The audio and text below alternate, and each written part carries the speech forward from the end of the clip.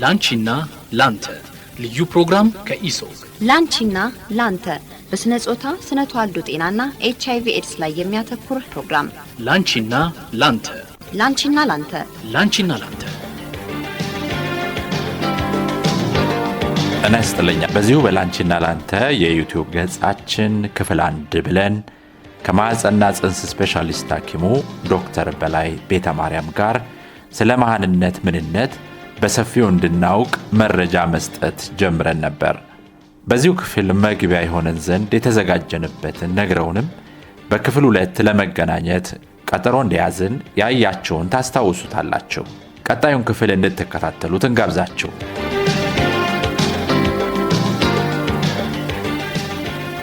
ምን አይነት ምርመራዎች ይደረግላቸዋል ብለን ሰፋ አድርገን እንድናይ ስለፈለኩ ነው።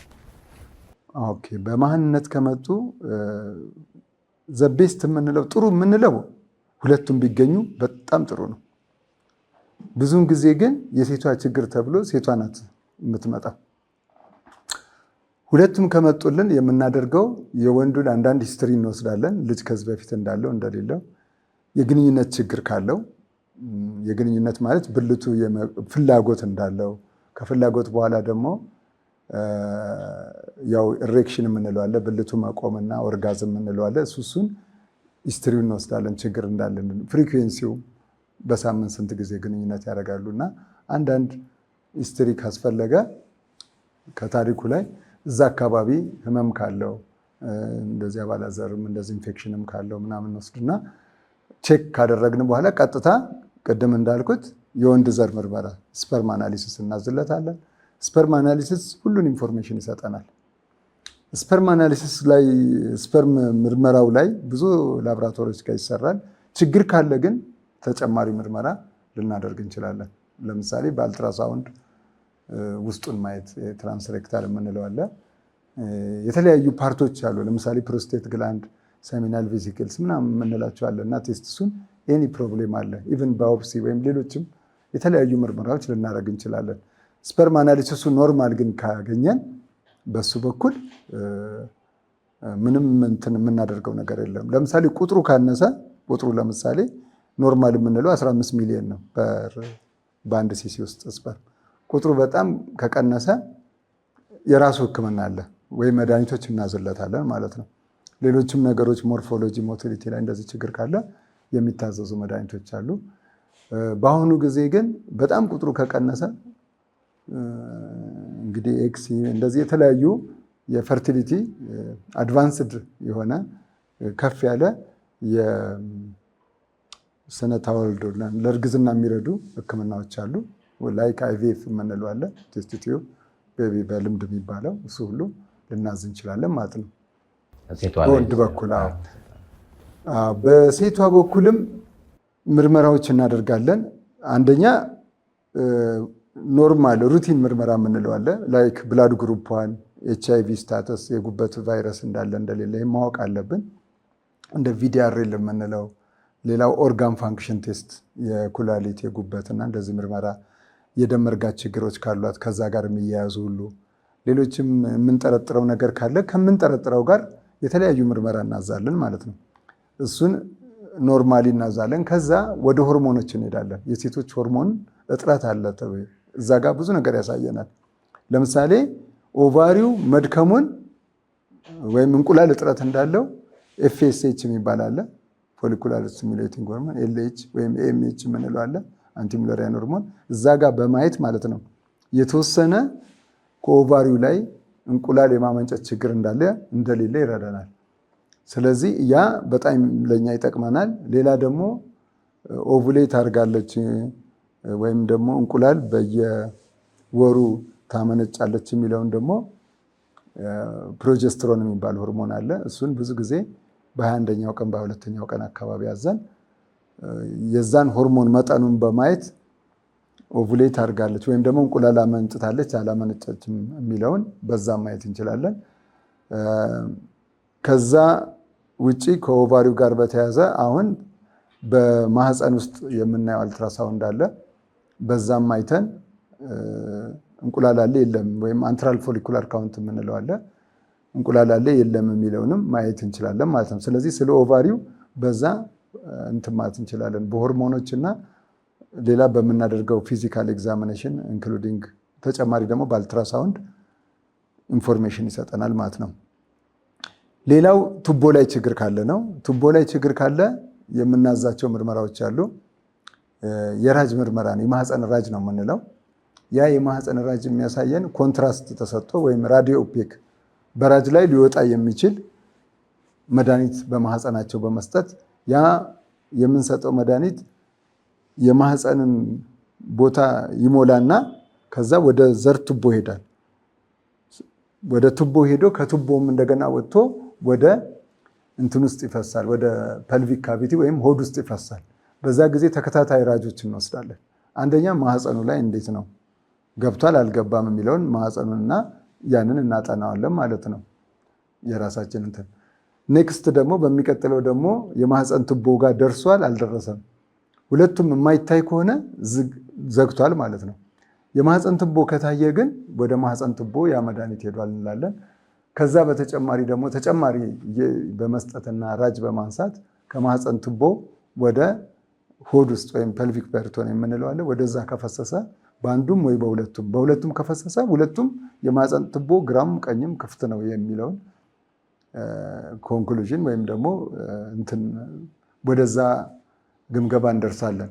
በአንዱ በኩል ክፍት ከሆነ አንዱ ክፍት ነው እንላለን። በሁለቱም ካላሳየ ግን የሆነ ቦታ ላይ ወይ መጨረሻው ላይ ዲስታል የምንለዋለን እዛ ጋር ዘግቷል፣ ወይ ፕሮክሲማልም ከጫፍም ከሆነ እዛ ጋር ዘግቷል ወደሚለው እንሄዳለን ማለት ነው።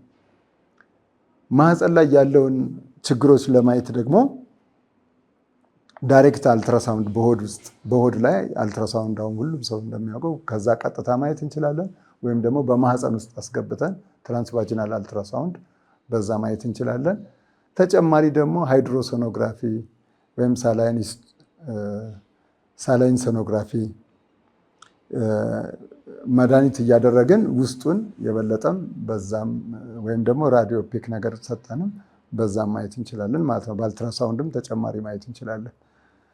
ይሄ ማህፀንን እና የማህፀን ቱቦን አንድ ላይ ለማጥናት ይረዳናል ማለት ነው። ከዚህ አሁን ብዙ ኢንፎርሜሽን እናገኛለን ማለት ነው። እነዚህ ኖርማል ከሆኑ የማርገዝ ፕሮባቢሊቲዋ ጥሩ ስለሆነ ኖርማል ከሆኑ ማለት ነው። ምናልባት ሪአሹራንስ ነው ጊዜ ሰጥተን ስለ ግንኙነት ስለምን አድቫይስ ሰጥተን እንትንላለን ማለት ነው፣ እንከታተላቸዋለን። ወደ መድኃኒት ወይም ደግሞ ወደ ሰርጀሪ ወደ ምን የምንሄደው ግን እዚህ ጋር ችግር ካገኘን ግን አንዱ ጋር ለምሳሌ ሃይፖታላመስ ሌቭል ከሆነ ከላይ ከብሬን ጋር ከሆነ ወይም ኦቫሪው ላይ ከሆነ ዘር የሚያመነጨው ላይ ወይም ቱቦ ላይ ከሆነ ወይም ማህፀን ላይ ከሆነ ግን እንትን መደረግ ያለበትን ለክሊያንቶች ለመጡት ፔሸንቶች እናስረዳለን። መደረግ የሚያስፈልገው ነገር በተከታታይ ይደረግላቸዋል ማለት ነው። ጊዜ የሚወስድ ነው። በአጠቃላይ የኢንፈርቲሊቲ ችግር በአንድ ቪዚት በሁለት ቪዚት የሚያልቅ አይደለም። ተደጋጋሚ ምርመራ፣ ተደጋጋሚ ክትትል ያለመሰልቸት የሚፈልግ ነው። እንደው የግንዛቤ ጥያቄ ላንሳ እዚህ ላይ። አሁን ብዙ ጊዜ የምናየው የምንሰማው ነገር መሃንነት ቀደም ብለን እንዳነሳ ነው የሴቷ ችግር እንደሆነ ብቻ የሚነገርበት የህብረተሰብ ክፍል ነው ያለው እና ምርመራ ካደረጋችሁለት ወይም ከተደረገ በኋላ ወንዶችም ምርመራ እንዲያደርጉ ታደርጋላችሁ አይደል? ችግሮች አይፈጠሩም? ለምሳሌ የእሷ ችግር ነው መሃንነት የወንድ እንዴት ይሆናል ብሎ እንደው ዘራፍ የሚል ሰው አያጋጥምም? ግን ብዙ ጊዜ የምናየው ዛሬም ራሱ ሪፈራል ክሊኒክ ነበረ እያየሁ ነበረ። ለምን ብቻሽን መጣ ሲባል የኔ ችግር የለብኝም ወንዱ ይላል፣ ወይም እኔ ልጅ አለኝ ይላል፣ ወይ አንቺ ተመርመሪና ስጨርሽ ነው እኔ የምመረመረው። በአብዛኛው ግን የተለመደው እኔ ችግር የለብኝም ነው ወንዱ። ግን በእኛ በሕክምና ግን ከአንድ ሰው ካልተመረመረ ወይም ደግሞ በእርግጠኝነት ልጅ ከሌለው መኖሩን ካላረጋገጠ እኔ ኖርማል ነኝ ማለት አይችልም። በምርመራ ነው እና የሚያጋጥመን ችግር ምንድን ነው? ኖርማሊ ሁለቱም ችግሩ የጋራ ሆኖ ሁለቱም መምጣት ሲገባቸው ብዙ ጊዜ እኛ ጋር የሚመጡት ሴቶች ብቻቸውን ነው። ይህንን ደግሞ ያው ማህበረሰባችን ሴቶቹ ተቀብለው ብቻቸው መጥተው በቃ የኔ ይለቅ ነው የሚሉት። የእነሱ ምርመራ ደግሞ በወጪም ከባድ ወጪ ነው። ብዙ ሺህ ነው የሚያስወጣቸው። ለምሳሌ ሆርሞን ስናዝ ሆርሞን ምርመራዎቹ በሺህ የሚቆጠር ብር ነው የሚፈጀው። የማህፀን ራጅም ስናይ እንደዚሁ በሺህ ብር ነው የሚቆጠረው። በተለይ አቅም ለሌላቸው ብዙ ወጪ ነው። ስለዚህ በትክክለኛው ከሆነ ቀላሉ መንገድ ምንድን ነው? የወንዱን ምርመራ አይቶ በሱ በኩል ኖርማል ከሆነ ወደ ሴቷ ማተኮር በጣም ለእኛም ይረዳናል። ትክክለኛውም አፕሮች በየትም ሀገር ያለው ይሄ ነው። ወንዱ ግን ይቀበላል? እንደዚህ የሚቀበሉ አሉ። አክቹዋሊ ግን ቁጥራቸው ትንሽ ነው። አብረው መጥተው የኔ ይታይ አብሮ የሚሉ አሉ። ያጋጥመናል ብዙ። ግን ስቲል በአብዛኛው ግን ሴቶች መጥተው ወይ እኛ ስናዝ ነው እንጂ ወንዱ ችግሬ ነው ብሎ ብቻውን የሚመጣ በጣም ሬር ነው። ቀድሞ ይታይልኝ አልፎ አልፎ ይመጣሉ። ግን በአብዛኛው የተለመደው ግን የሴቶች ችግር ነው በሚል ሴቶችም ያንን ተቀብለው ኢቭን በህብረተሰቡም ያለው ወደ እሷ ነው ጣት የሚቀሰረው። ግን ትክክለኛው ግን በእኛ የሁለቱም ችግር ሊሆን ይችላል። ደግሞ በተግባርም ስናየው ኢንጀነራል አሁን ለምሳሌ በአጠቃላይ 100% ብንል 40% የሴቷ ችግር ነው፣ 40% የወንዱ ችግር ነው። 20% ግን ለሁለቱም ኮንትሪቢዩት ያደርጋሉ። የሁለቱም ችግር ብለን ነው የምንወስደው። ከዛ ግን ሌላ አናላሲስ ስንሰራ ወይም በተለያየ ጥናት ፐርሰንቱ ከፍ ዝቅ ሊል ይችላል። ግን ስቲል የሁለቱም ችግር እንዳለ። ምን አይነት ግብረ መልስ ነው የምታገኙት የምትሰሙት? ለምሳሌ ሴቷ መሀን ነኝ ስትባል ያው ምርመራ ውጤቱ ያሳያል አይደል? የወንዱም እንደዚህ ተመሳሳይ ለያይተን እንያቸው። የወንዱና የሴቷ ግብረ መልሳቸው ምንድን ነው የሚመስለው?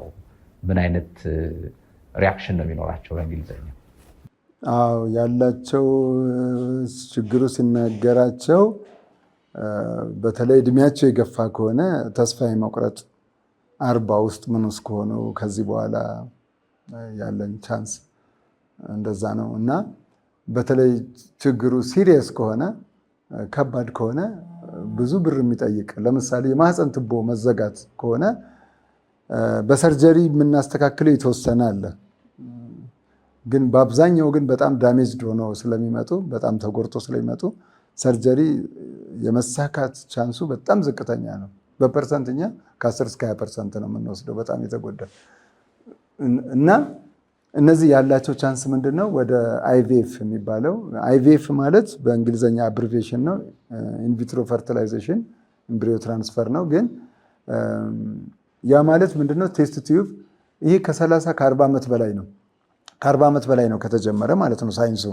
እኛ ሀገር አሁን ባለፈው 6-7 ዓመት ሆኗል ተጀምሯል። 4-5 ሴንተሮች አሉ እና ወደሱ ስንል የአይቪኤፍ ወጪው በጣም ከፍተኛ ነው። በዛ የተነሳ በቃ ተስፋ የመቁረጥ ምክንያቱም ኢኮኖሚካሊ አይችሉትም። ስለዚህ እነሱን አሁን ምንድነው ያለው ቻንስ ምንድነው? አዶፕሽን ነው።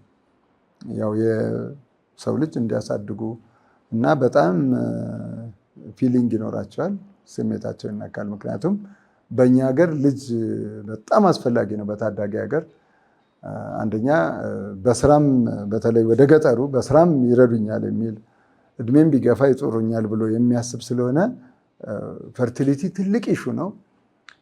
በዛ ደግሞ ካልሆነ እስከ መፋታት ባልና ሚስት ጭቅጭቅ ሊያደርስባቸው ይችላል እና የተለያየ እንትን የአእምሮ እንትን ማለት ምንድነው ጭንቀትና ሊያደርስ ይችላል በሴቱም በወንዱም። ሕክምናው በጣም አሁን እንዳሉት በጣም እየተስፋፋ የመጣበት ሁኔታ አለ። እንደው በደንብ እንየው። የመድኃኒት ሕክምና ነው የሚደረግላቸው ወይስ ሌሎች ስነ ልቦናም ሕክምና ሊኖር ይችላል ብዬ ስለማስብ ነው ወደ ሕክምናው እንድንሄድ ስለፈለኩ። ኦኬ እንግዲህ ፋይናሊ ኢንቨስቲጌሽን ያው ምርመራ ተደርጎ ከታወቀ ብዙውን ጊዜ የምናደርገው ከቀላሉ ወደ ከባዱ ነው። ቀላሉ ሕክምና በመድኃኒት የሚስተካከል ከሆነ መድኃኒቶች የተለያዩ መድኃኒቶች እንሰጣቸዋለን ለወንዱም ለሴቷም። ለምሳሌ ፍሬውን የሚያዳብር ለወንዱም የሚያዳብር አለው ለሴቷም የሚያዳብር አንቲኦክሲዳንት ምናምን የምንላቸው ቫይታሚን ኢ፣ ሲ እንደገና ደግሞ አንቲባዮቲኮች ኢንፌክሽኖች ከጠራጠር ነው ወንዱም ጋር ሴቷም ጋር ኢንፌክሽኖች ያንን እናደርግና ከዛ ደግሞ እንቁላል እንዲኖር የሚረዱ አሉ መድኃኒቶች። እንቁላል በየወሩ ሴቷ እንዲኖራት፣ ለወንዱም ደግሞ ስፐርም እንዲሻሻል የሚያደርጉ መድኃኒቶች እንሰጣለን። በዚህ እናየዋለን። ምናልባት ይሄ ከ3 እስከ 6 ወር ሊወስድ ይችላል። በዚህ ከተሳካ ተሳካ፣ ካልተሳካ ግን የሚቀጥለው ስቴፕ አዩአይ ይባላል። አዩአይ ማለት ኢንትራዩትራይን ኢንሰሚኔሽን ነው። ከፍ ያለ ነው። ይሄ የወንዱን ዘር ወስዶ አዘጋጅቶ ስፐርም ዋሽ ወይም ስፐርም ፕሪፓሬሽን እንለዋለን። ስፐርሙን አዘጋጅቶ በሴቷ ማህፀን ውስጥ ልክ እንቁላል በሚኖርበት ጊዜ እንትን ብሎ ቀኑን ለይቶ ማለት ነው ካልኩሌት አድርጎ እንቁላል መዘጋጀቱን ምኑን በአልትራሳውንድ ክትትል አለው። ሌሎች ደግሞ የሚሰጡ መርፌዎችም አሉ ለሴትዮዋ እንቁላል እንዲኖር በእሷ በኩል ያ እንቁላሉ ኦቭሌት እንድታረግ ልክ ያንን ቀን ማች የሚያደርግ ጊዜ ተወስዶ አዩአይ ይደረግላቸዋል ማለት ነው። በመርፌ ነው የሚሰጠው? በመርፌ ሳይሆን ካቴተር ነው። በጣም ሶፍት የሆነች ትራውማ ማታመጣ። ትራውማ ማለት ትንሽም ብሊዲንግ ወይ ሌላ ነገር መኖር የለበትም። በጣም ሴንስ የማትደረግ የራሱ ካቴተሮች አሉ። በዛ የወንዱን ዘር እሷ ማህፀን ውስጥ ማድረግ። ይሄ ምንድን ነው? ለምሳሌ የወንዱ የዘር መጠን ስፐርሙ ዝቅተኛ ከሆነ ወይም ሰርቫይካል ፋክተር የምንለው አለ። ሰርቪክሱ ላይ አንዳንድ ችግር ካለ ያንን ሁሉ እንትን ይላል፣ ኦቨርካም ያደርጋል። ወይም ያለዛ ችግር ቀጥታ ማህፀን ውስጥ ስላደረግ ነው ከዛ ሙቭ ማለት ሞቲሊቲ፣ ከዛ ተንቀሳቅሶ ወደ ፋሎፒያን ቱብ ይሄዳል። ቱቦ ክፍት ከሆነ እዛ እርግዝና እንዲፈጠር ይረዳል። እና የምንጠቀመው ካቴተር በጣም ቀጭን እና ስስ እና በጣም ሶፍት ናት እና የራሱ ቴክኒክ አለው። ያ ከተደረገ ተወሰነ ደቂቃ እንደ 10 ደቂቃ እረፍት አድርጊ ብለን ግንኙነትን በዛው ቀጥይ እንላለን፣ ተጨማሪ ስፐርም እንድታገኝ ማለት ነው። እርግጥ ያ የምናደርገው አዩአይ የኤሬክሽን የምን ሌላ ችግር ካላቸው ያው ለእነሱም ሁሉ ይረዳል። የራሱ እንትኖች አሉት፣ ፕሮቶኮል አሉት፣ ለማን እናደርጋለን የሚለው። በዚህ 3 ዙር 4 ዙር ተደርጎ ካልተሳካ ግን አሁንም እርግዝና እምቢ ካላቸው እሷ እንቁላል አላት፣ ወንዱ ደግሞ ዘር ካለ ሰልፍ ኤግ የራሷን እንቁላል ወንዱም ሰልፍ ስፐርም በመጠቀም ያንን በላብራቶሪ ኮንቬንሽናል አይቪኤፍ የምንለው አለ። ስፐርሙ በቂ በብዛት ካለ ስፐርሙን እዛ ላይ በማድረግ ፈርቲላይዝ ሲያደርገው ብዙ ጊዜ በ18 እስከ 20 ሰዓት ውስጥ ይታያል ፈርቲላይዝ መሆኑ ወይም ደግሞ ስፐርሙ ወደ እንቁላሉ መግባቱን። እነዚህ ፕሮኑክላይ የምንላቸው አለ። ከዛ ወደ ዛይጎት ወደ 1 ሴል በ22 ሰዓት ውስጥ 1 ሴል እና ከዛ እየተባዛ ይሄዳል እና እሱም ማየት ይቻላል ማለት ነው። እሱ ከታየ በ3ኛ ወይ በ5ኛው ቀን ወደ ሴትዮዋ ማህፀን ተመልሶ ይደረጋል በላብራቶሪ ፈርቲላይዝ ከሆነ በኋላ እንጂ እዛው እያደገ ብዙ ጊዜ አይቆይም። በዚያን ጊዜ ቀላል ፕሮሲጀር አይደለም። ማህፀኗ ልክ እንደ ኖርማል እርግዝና ሬዲ መሆን አለበት እንጂ ዝም ብሎ ማንም ጋር ማድረግ አይቻልም። የሚያስፈልጉ ብዙ መድኃኒቶች መውሰድ አለባት። እዚህ ጋር መጥቀስ አያስፈልግም። እና ማህፀኗ ሬዲ መሆን አለበት። የአልትራሳውንድ ክትትል ተደርጎ ማህፀኗ ሬሴፕቲቭ ለመሆን ያንን ለመቀበል ዝግጅት ካለው ብቻ ነው ይሄ ፍሬሽ ትራንስፈር ወይም ፍሬሽ ፍሮዘን ትራንስፈር የሚባል አለ። ፍሬሽ ዛይጎት እና ኤምብሪዮ ትራንስፈር እና ትራንስፈር የሚደረገው ካልሆነ ግን ፖስትፖን ሆኖ ሌላ ጊዜ ነው የሚደረግላት እና ያ የአድቫንስድ ያው ከፍተኛው እንትን ነው ህክምና ነው ማለት ነው። ምን አይነት ተቀባይነት አለው? ያው አጭር ጊዜ ነው አይደል ወደኛ ሀገር ከገባ። ተቀባይነቱ ብዙ ነው፣ ግን ያው እንግዲህ ባለፈው ጥናት ወደ 30% ይሳካል፣ የማርገዝ ቻንስ አላቸው። በውጭ ግን 40ም 50ም ከዛ በላይም በፐርሰንት ፕሬግናንሲ ሬት ይባላል የማርገዝ። እንደገና ደግሞ ከዛ ውስጥ ከሚረገዘው የተወሰነ አቦርሽን ስለሚሆን ላይቭ በርዝ የምንለው አለ እና እዛ ደርሶ የሚወለደው ግን ቁጥሩ ያው ከዛ ያነሰ ነው። ግን በአጠቃላይ ግን ያው ጥሩ ነው፣ ያው እንደ ጅምር ጥሩ እየታየ ነው ማለት ነው። እንደው ህብረተሰብ ውስጥ አሁን ለምሳሌ እንደዚህ አይነት ምርመራዎች ተደርገው በዚህ መልኩ ነው ማርገዝ የምትችይው? አዎ ኢኮኖሚው በቂ ያላቸው ማለት ወጪውን ከቨር ማድረግ የሚችሉ አሁን በፊት እስከ 200,000 ምናምን ነበረ። አሁን ግን ያው አብዛኛው መርፌዎቹ ያው ከውጭ ስለሚመጡ መድኃኒቶቹ አሁን 300-400,000 ሊደርስ ይችላል። 20,000 ማለት እርግጠኛ አይደለሁም። በአሁኑ ግን ብዙ ነው። አቅም ያላቸው እዚህ ይሞክራሉ። ያለዛ በውጭ ሄደው እንደ ታይላንድ፣ ህንድ በጣም ሜዲካል ቱሪዝም የታወቀ ስለሆነ እዛ ሄደው ባልና ሚስት አንድ ላይ ሄደው እዛው ጠብቀው በአንዴ እዛ ተደርጎ የሚመጣ አይደለም። ቅድም እንዳልኳቸው ከሄዱ ፔሬዷ ተጠብቆ የሚያስፈልገው መድኃኒት ተሰጥቶ እንቁላል ተሰብስቦ ከሷ እንቁላል መወሰድ አለበት ከማህፀኗ ማለት ነው። ያ እንቁላል እንደገና በፕሬዘርቬሽን በፍሪጅ ሆኖ እንደገና የሱ ስፐርም ተወስዶ ያ እንዲገናኝ ተደርጎ ነው። ከዛ ደግሞ ተመልሶ ከተደረገ በኋላ ከ2 ሳምንት በኋላ የሽንት ምርመራ ፕሬግናንሲ ቴስት የምንለው አለ። ፖዚቲቭ ነው ኔጌቲቭ ነው። ኔጌቲቭ ከሆነ አላረገዘችም ማለት ነው። ፖዚቲቭ ከሆነች ግን እርግዝና አለ። ተጨማሪ መድኃኒቶች ብዙም ይሰጣሉ። ያ እርግዝናው እንዲቀጥል መቀጠል አለባት። ለምሳሌ ፕሮጀስትሮን፣ ቫጂናል ታብሌት እንደዚህ በወራል የሚሰጡ አሉ። እነሱን እየወሰደች እርግዝናው ለተወሰነ ጊዜ ከ2 እስከ 3 ወር ክትትል በማህፀንነት ስፔሻሊስት ይደረግና ከዛ በኋላ ግን ኖርማል ክትትሉ ልታረግ ትችላለች ማለት ነው። በዛ ጊዜ ግን በጣም ሰፖርት ይፈልጋል፣ ድጋፍ ይፈልጋል በሆርሞን ጽንሱ እርግዝናው እንዲቀጥል ማለት ነው። እና ግንኙነት እንዳታረግ ሁሉ የምትመከረው ምናምን ጊዜዎች አሉ። ከተሳካ ይሳካል፣ ካልተሳካ ግን ሌላ ኤምብሪዮ ካላት ፍሪጅ ውስጥ ሌላ ጊዜ ባሏ መኖር አያስፈልግም። ከዛ ከስቶር ወይም ደግሞ ባንክ አለ የኤምብሪዮ ባንክ ወይ ስፐርም ባንክ፣ ኤግ ባንክ አሁን በየአይነቱ ስላለ ከዛ ሌላ ሳይክል ላይ ልትወስድ ትችላለች እንደገና በሚቀጥለው ማለት ነው። 2፣ 3፣ 6 ድረስ የሚሞክሩ አሉ። ሊሚት የለውም አክቹዋሊ ወጪ ግን ዋይ ፌል የሚለው ግን የራሱ ምርመራዎች አሉ እንጂ እንደዛ እየተደረገ ልጅ የሚያገኙ ብዙ አሉ። እንደው መደምደም ይከብዳል አይደል? አንቺ መሀል ነሽ በቃሽ የምትባል ወይም አንተ መሀል ነህ በቃችሁ ከዚህ በኋላ ማርገዝ አትችሉም፣ ልጅ ማግኘት አትችሉም የሚባልበት ደረጃ ላይ አይደለንም ማለት እንችላለን። እንደ ሀገርም ቢሆን ያው ቅድም እንደጠቀሱት ገንዘቧ ትንሽ በዛ ብትልም ያው ተስፋው ግን አለ ነው። አንቺ አትችይም የሚባልበት በተለይ እድሜያቸው ከገፋ ሜኖፖዝ የገቡትም ልጅ ይፈልጋሉ። 42፣ 43፣ 45 ደርሰው ከአዲስ ትዳር ወይ ይመሰርታሉ። ፔሪድ የለም አቁሟል። እንቁላል ደግሞ የሚያመርተው በቃ ኦቫሪ መጨረሻ ላይ 1000 ኤግ ሲቀሩ ኦልሞስት ሜኖፖዝ ይገባሉ ነው የሚባለው። ከዛ በኋላ ግን ብዙ ጊዜ የምንመክራቸው ያው ዶናር ተጠቀሙ ነው። የሌላ ሰው እንቁላል ማህፀኗ አለ የእሷ ነው። እንቁላል በተለይ ያንግ የሆኑት ወጣት የሆኑ እንቁላል ከሆነ ዩትረስ ችግር የለውም፣ ኤጅ ጋር ሪሌሽን የለውም ከእድሜ ጋር። ግን እንቁላል ግን ቻንስ ኦፍ ፕሬግናንሲ የማርገዝ ፈርቲላይዜሽኑ ምንም የወንዱ ኢሚዩኒቲቷም ሞር ያንግ ከሆኑ በተለይ ከ20 እስከ 30 እንቁላል ከተገኘ ወይ ኢቭን ለማርገዝም ቻንሱ በጣም አይ ነው። ፈካንዲቲ እንለዋለን በጣም አይ ነው። የሴቶች ከ35 በላይ የወንዶች ደግሞ ከ45 በላይ የስፐርም ኳሊቲም ምንም እየቀነሰ የሚሄድ አለው በፐርሰንት የተወሰነ ያህል።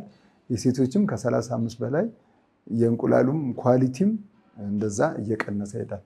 ስለዚህ ቻንስ ኦፍ አቦርሽን ወይም ደግሞ የማርገዝ ኢንተርቫሉ ፈልጋ ቶሎ ላታረግዝ ትችላለች። ከ35 በላይ ሆና ለምሳሌ 6 ወር፣ ዓመት፣ 2፣ 3 ዓመት ሊያስጠብቃት ይችላል ለማርገዝ ራሱ በቂ ግንኙነት እያደረጉ ምንም ችግር ሳይኖር።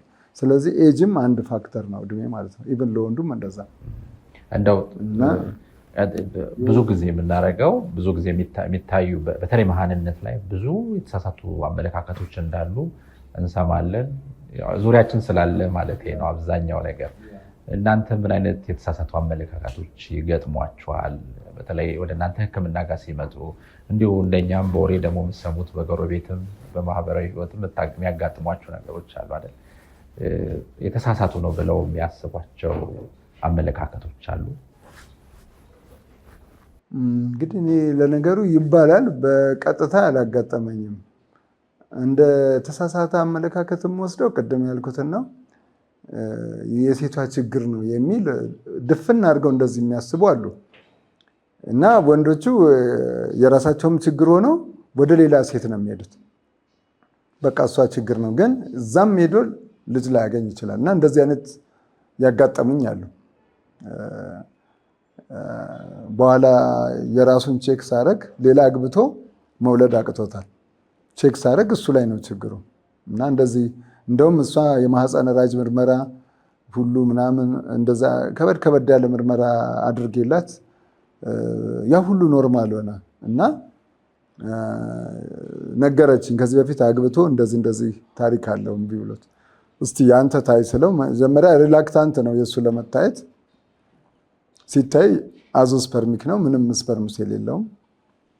ብዙ ጊዜ እንደዚህ ካጋጠመን በአንድ ጊዜ ይሄ ችግር አለ ማለት ጥሩ አይደለም። ስለዚህ ትክክለኛው ከአንድ ወር በኋላ ድጋሚ ስፐርም ማየት አስፈላጊ ነው። ድጋሚ እናያለን። ድጋሚ አይተን ይሄ ችግር አለ የለም የሚለውን እንደገና ሌሎችም ነገሮች ለምሳሌ ሽንት ላይም አንዳንዴ ስፐርም ሊገኝ ይችላል ወደኋላ ሪትሮግሬድ ኢጃኩሌሽን፣ እሱም ሁሉ ቼክ አድርገን እንደዛ ነው ፋይናሊ ይሄ ችግር አለ የምንለው። ጥንቃቄ ይፈልጋል፣ ክትትል ይፈልጋል እና በልምድ ወይም በእምነት ግን ብዙ ጊዜ ያው በእኛ ሀገር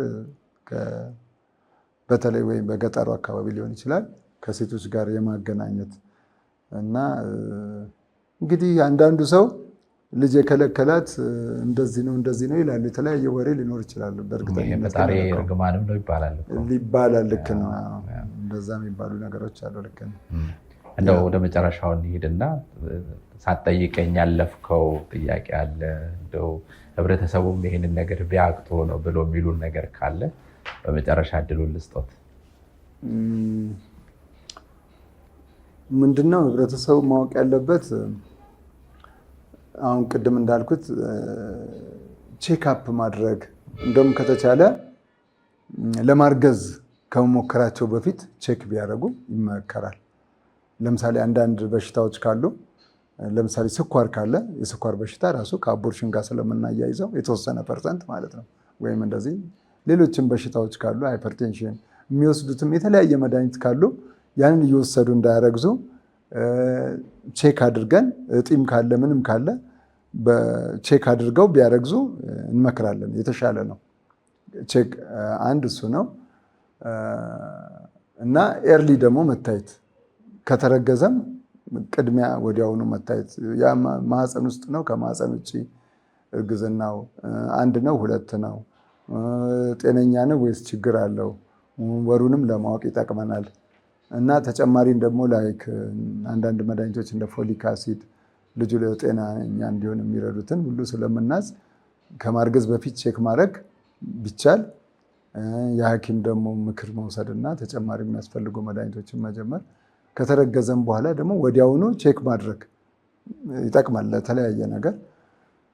ከዛ እንኳን ከገፋ በኋላ ቻንስ ኦፍ እንትን የውርጃ መሆን ምን በጣም እየቀነሰ ነው የሚሄደው። ለምሳሌ የመጀመሪያ 3 ወር እና ወይም የመጀመሪያ 1 ወር ወይ 2 ወር የምንለውና ከ3 ወር በኋላ የምናየው ምንም አይገናኝም። ከዛ በኋላ የአቦርሽን ቻንስ ኦልሞስት 1% ቢሆን ነው ከገፋ በኋላ። በጣም ጥሩ። ለዛሬው ቆይታችን በጣም ነው የማመሰግነው። ወደፊትም እንግዲህ ተመሳሳይ ሁኔታዎች ሲገጥሙን እንመጣለን ብለን ተስፋ እናደርጋለን። ለዛሬው ግን በጣም ነው የማመሰግነው። እኔም አመሰግናለሁ። ታንኪዩ። ክቡራን ተመልካቾቻችን የዛሬው ርዕሰ ጉዳያችን በዚህ ተጠናቋል። በሌላ ርዕሰ ጉዳይ በሌላ አጀንዳ ደግመን እንገናኛለን። እስከዚያው በጤና ጠብቁን።